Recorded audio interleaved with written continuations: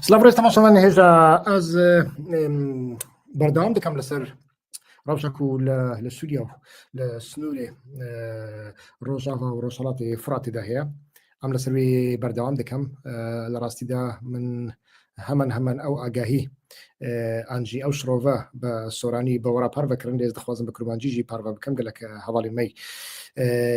کرمانجی زاراوا هنا دبکو سورانی سدی ست فهم نکن لو ماجی من خواز از دیسانجی بکرتاسی لفر هنک تشتن دوباره بکم لی هنک تش دوباره نابن هنک تش آگاهیان نون دست بیک دخوازم هنک آگاهیان با پارو بکم بس روکاتیا مظلوم عبدی هفدیتن جدوه با امریکیان راهنا و ایرو داوی پیهات هنک هفدیتن ادنه بردوام دکن لی هفدیتنی بسند کومیرا بداویاتن و انجام کیمی نبو انجام چیا انجام اوکو امریکی وک هرجار دبیجن او آلیه دنی یا فراته کاریمه پینینا یعنی ما بستوان من بج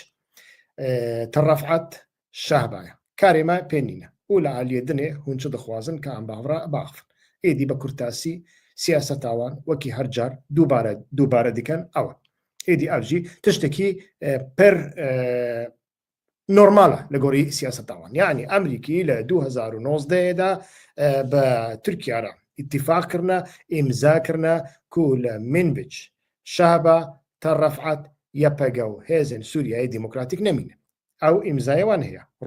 امزايا روسانجية لا هم بريوه شكرا لا هم بريوه رابون من بيجي كونسي عسكرية من بيجي ساسكرن قوتن أو نا يبقى أو نا هزن سوريا ديمقراطية تركيا أو قبول نكرت لشهباي ولا طرف عجي هنك هزن سوري هاتن على أخو شاندن لديسان تركيا أو جي قبول نكرت تركيا قوت أو هريم أصدق خوازن يادني شهية إيدي لا هفدي تنين هري داوي دنا ورا هاكان في دانو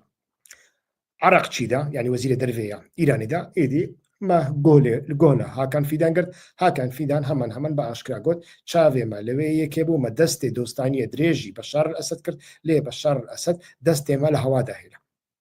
داكو أم بخوازن فابرزيك أنا بهورات شارسي برزقريك شنا يعني هفاني هجا برزقريك نأوا كو سوريا قوتيا بلا أو عسكري خوبك شينن أو جي عسكري خونك شاندنا يعني برزقريك جوي شون دا تردايا أرمانجا تركيا أفبوكو أو هيئة التحرير الشام هشتا وحميم جهاديان دنيا إسلامي بارتشا كونافلي كرنا ميليجي بويراجي وانا بخينا بروسيكي سياسي بشامرة ولا همان دمي دا ويدمي دستكي بربهز هبه لهمبري كردانجي لهمبري آلية دنيا يفراتي سياسة أخوة بمشيني لي أسد أبيك نكر نها أو تشيبو نها تشيكو أم لسر عردي دبينن وداخيانيان كو أم دبينن بتايبتيجي داخيانيا منظومة كجكا أنجي داخيانيا خسرية ديمقراطيك هزن سوريا ديمقراطيك أم لور دنرن تشتكي ليه لسر عردي تشتكي دنيا لداخيانيان دا برخدان جيانا جنجيان آزادي ليخا هفالنو ليخا أمي حتى داوية بردوام كان شرعي قلي دمدريج شرش قرية دمدريج شرعي تونيلين دمدريج واتشتانا هنا ليه لسر عردي براستي باج فكشانكي مزن هي أو دنافا خريطة داجي خويا دكا لبي خريطة بنرن يدقة لبي خريطة بنرن كأز هناكي مزن بكم حتى دوجي لفيدري أو هريما زر حبو نوسا هريما زر كي دريبو ترفعتو شعب أقول لنا ها لصر خريطة أو جي نمايا توليد نري أو تيش شواتاي أو هاتي قرتن كوما يتني لحلبة أو دو محلين كردان معنا شيخ مقصود الأشرفية أو دو محلة معنا أو نيشان ددا أو نيشان دداكو جدابونكي سياسي دناف برا هيئة التحرير الشام و ارتشا ملي يا جريداي تركيا يعني اوسو انجي ارتشا قاشو آزاد ياكو جريداي تركيانا دو سياسة جداتر لميدان دمشق هيئة التحرير الشام داخيان يقدا او داخياني الروتينات درباس كرن همين روتينات شكناندن يعني برافاجيكو تخمين دهات كرن داخياني خدا شانسا جياني ددي كسين كو لدو محل لدو قركين حلبة دا أو قركين كردنشين لوردا دمينيان شانسي جياني ديوان لسيروش فرصة دانا يبقى كو لورخوا فاكشينا لو ماجي حتى أنها مداخلية كي عسكري نكرنا ام نزادن بيقومان هاجر شرطي وعن قبول لكن احتمال بكر ابيك ليه لا اليدني لا الشهبه ترفعتي سياستك جدات هي او جي او جروبين كو زيدتر برزجيك هوان بكردان راهي بهزن سوريا ديمقراطيك راهي لور هنا جبويكو او جروب هم سياستي وان جداترا هم جي يعني سياسة تيوان تاني سياسة تركيا يك يادن يجي سياسة تيوان كينو نفرتي بريت ده ما سبا كردان شورش سوريا وندك ما نكاري بشار الأسد بروخين ما سبا كردان لو ما جي دور دا ريسكن هري زيدتر خيادك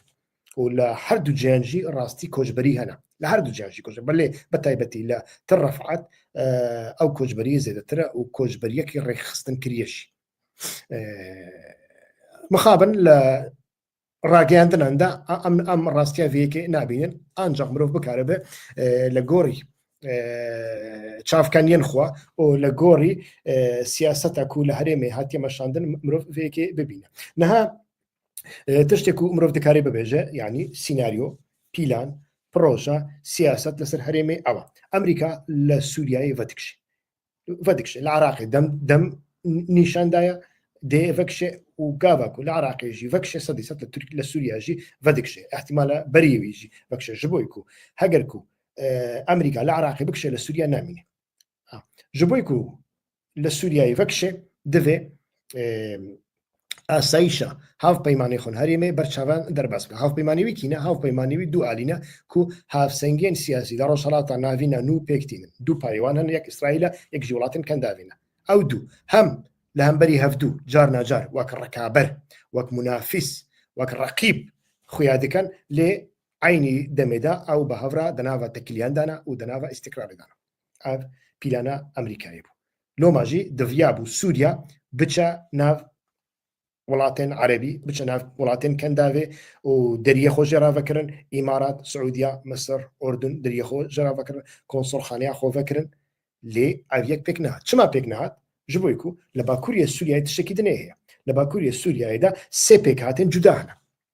دو بيكات جوانا جهادينا ارتشا ملي يا صدي صد غريدا تركيا او جبهه هيئه التحرير الشعب كو او باشخانه كيوان يا القاعدة هي لجسالين 2014 و15 و16 وحتى كل جولان ولا غطة فكشيان يعني دسبك اتفاق استانا دنا روسيا وتركيا وايران ده حتى كو فكشيان جي تكليوان باسرائيل راهبون اسرائيل لوجستيكيوان تامين دكرت وبرين داريوان جالي اسرائيليان فا دهاتن او يعني كسن كو خطه دي تبن من بخودتي تماما دكا ودنا وبرا دمشق يعني الشام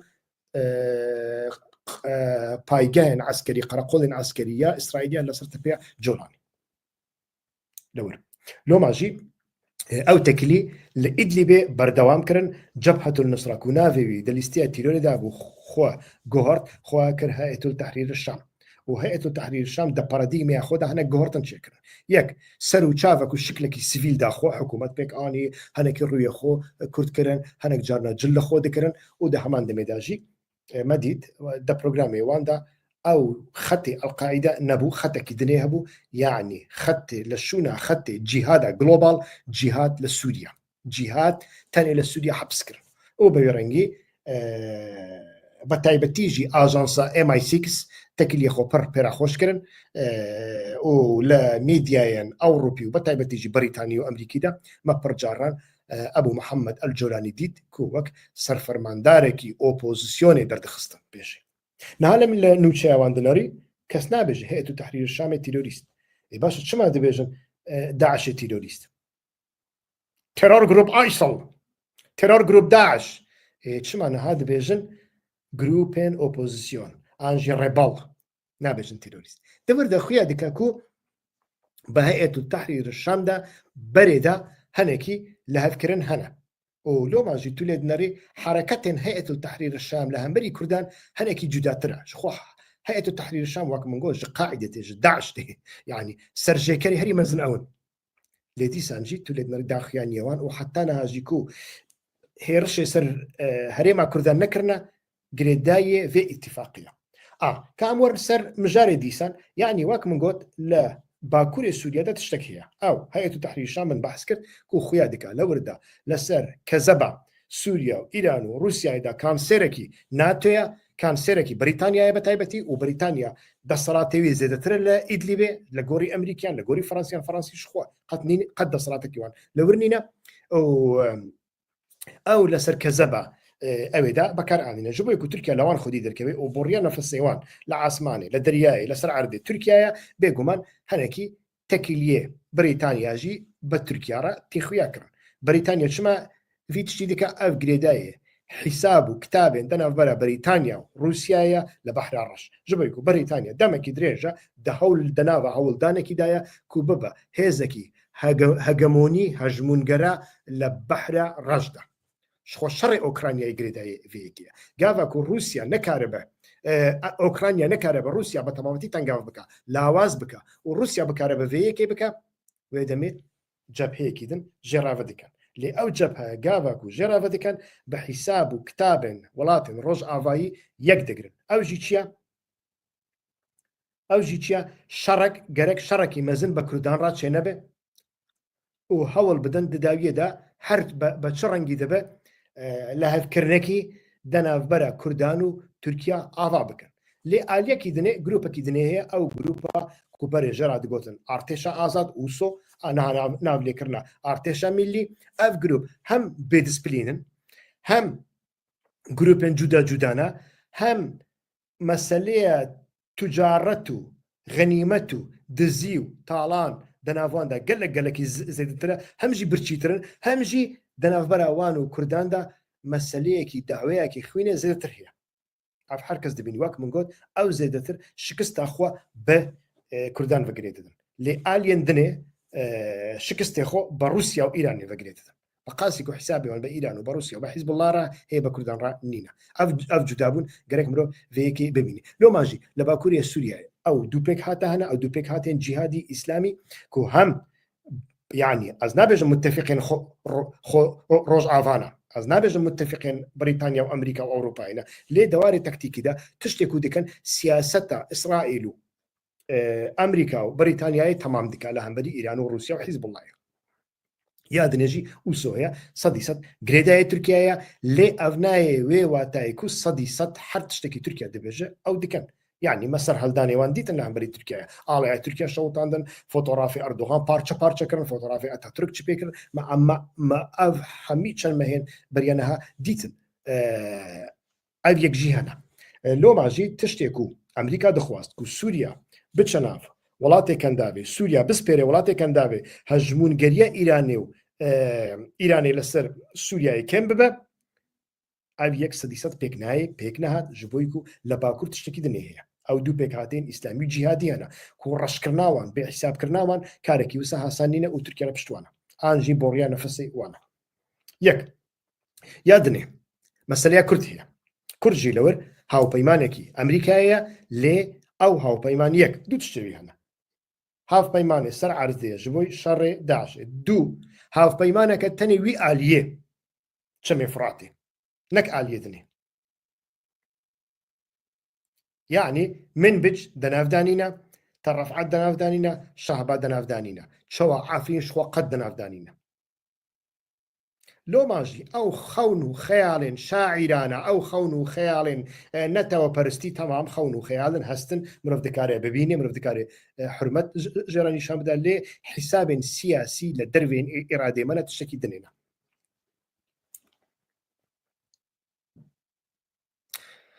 ئێنها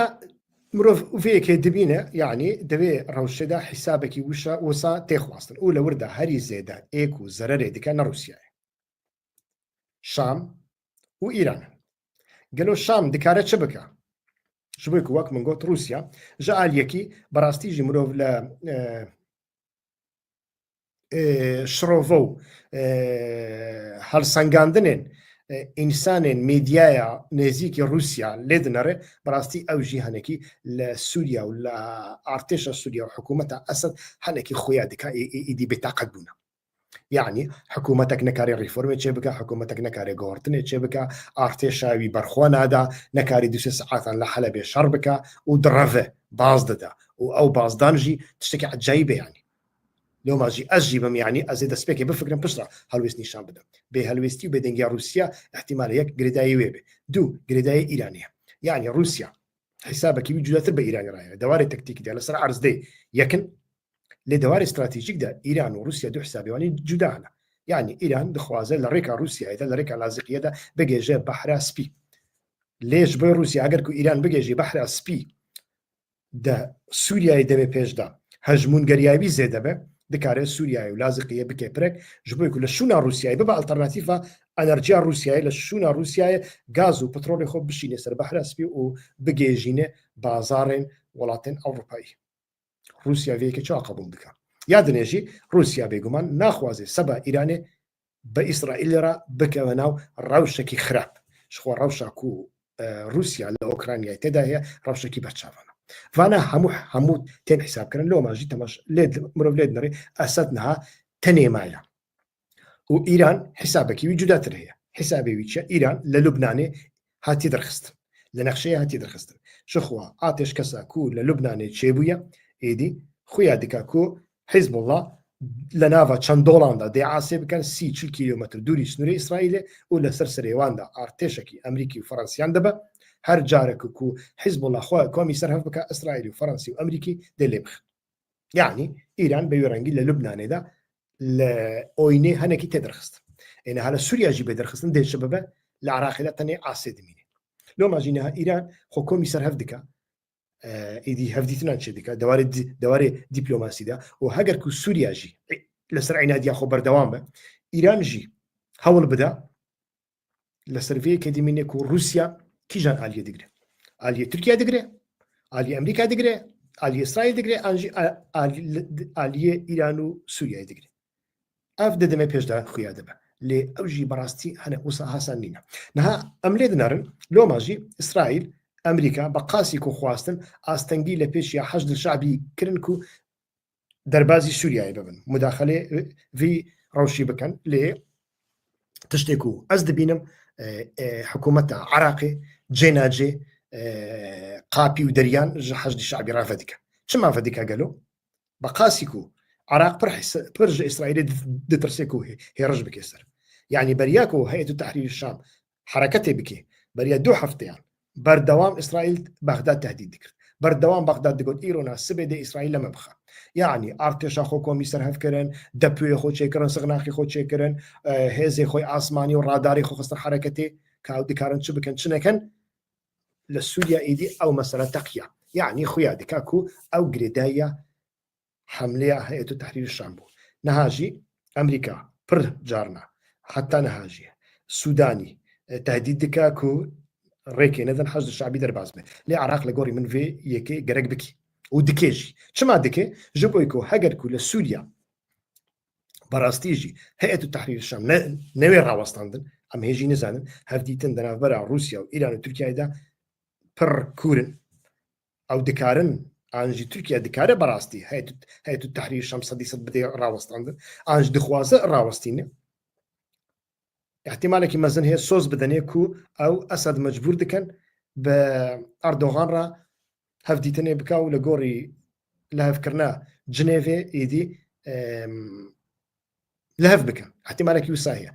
لي اسد فيك ديكي ايران دخوازه روسيا دخوازه او تشتكي دنيا يا دنيجي هيئه التحرير الشام راده وسترانا وستي اللي هاجر كورانا وستيا او مثلا حتى نيزي سنوري عراقيات ويدميدا العراقي داجي جروب جهادي بتايبه تيجي داعش دي لتشولن موصله وانبار وروما دي سصريخو هل بدي حكومه عراقي كوبراني الشيعنا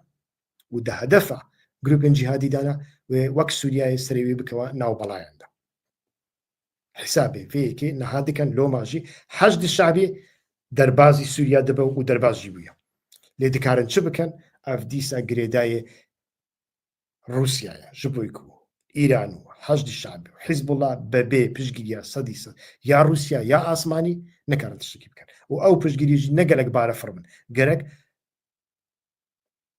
هزي برگریا آسمانی پاراستنا آسمانی یا روسیا S-300 و S-400 جی آماده بنج بوی ویکی قالوا ویکی دکن ناکن و اسرائیل لهم بریوه چه دکا او ریسک شر دناف برا روسیا و اسرائیل زیده دکا آنا ریسک شر دناف برا روسیا و ترکیا زیده دکا آنا حسابي ويكيجي حتما دكن لو ماشي دسبيكي ترجيح كي دبلوماسيا ونها تمشى هاجركو افيك بوسا تشيبو كام وقرين ديسان سر كردان كرد لعفرينج خودر خصنا لشهباو لتر رفعتي داجي ايدي ايرشاكي برمزنا هي ولور داجي وكم قلت ملة فالاكريا شر هي هاجركو او درجي فالاكر ايدي من بيتش ديسا دبا ارمانجا دولة تركيا شخو دولة تركيا امزا دستي بداية روسيا وامريكا امزا كريا 2019 كل من بيجدا غرق يبقى نمين ويدمي تماما كردستان سوريا انجي روج افا دكو في اليه فراتي لهم بريوي مذاكريكي دكن كرد بتركيا را كوستريكاني فقرينن او تشتكي دنيا او جي قالك مروف حسابي بكا ليه هكر كنت تشتكي وصار شيبو وهذا ما هاف سنجين سياسي وجيوبوليتيك والتكليين جيوبوليتيك دنا برا ايران وكردان را تين غورتن جبويكو وهذا ما ايدي احتياجك كردان بايران رانا ميني حتى انها احتياج كردان بايران وبسوريا وحتى بروسيا جي ترفعتو شهبه غافاكو او نمينه بشتي عفرينه وهذا ما تكليك نامينه عجبو ايران تشدب وهذا ما ايران لبناني هاتي درخستن هاتي ضعيف كرن سوريا هاتي درخستن هاتي ضعيف كرن مجبور دمي ايران حمي هزي خو بكار بين جبويكو خو العراقي بباريس عراق جي حتى جيكي فيك قبول دكا جبويكو هاجركو ايران نبا ولسوريا جهادستانك دبر رسمي ستاتوتو تقازانج دكا نهاجر دبيجن ريبل دبيجن اوبوزيسيون نابيجن تيرور هاجركو سببه ويدمي ايران وكرد مجبور دبن للشنغالي للدير زوري حتى احتمال هي لقلبو كمال ولا تنف بهفرة حسابك بك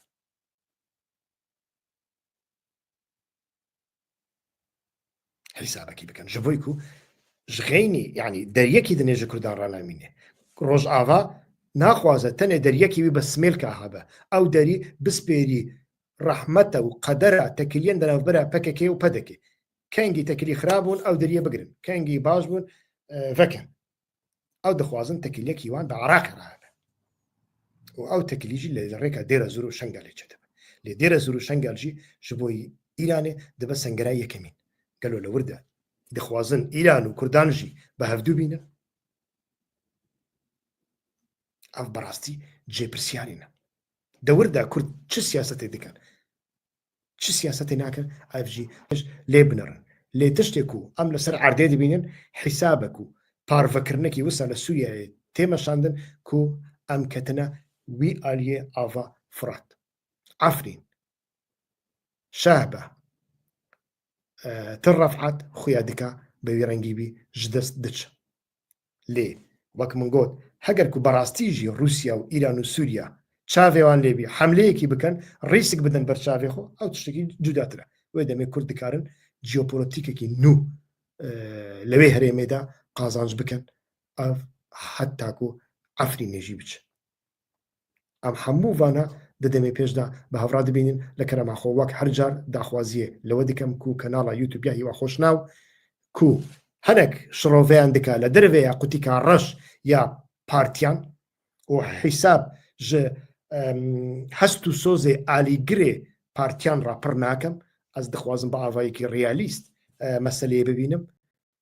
لە پەنجەرەیەکی جوداتر لە مەسەلیان دنەرم و لۆماژی لەسەر سەباوێ گوشارێک زەختێکی مەزنجی لەسەر من هەیە لێ لە کەرەماخۆ هەوڵ بدەن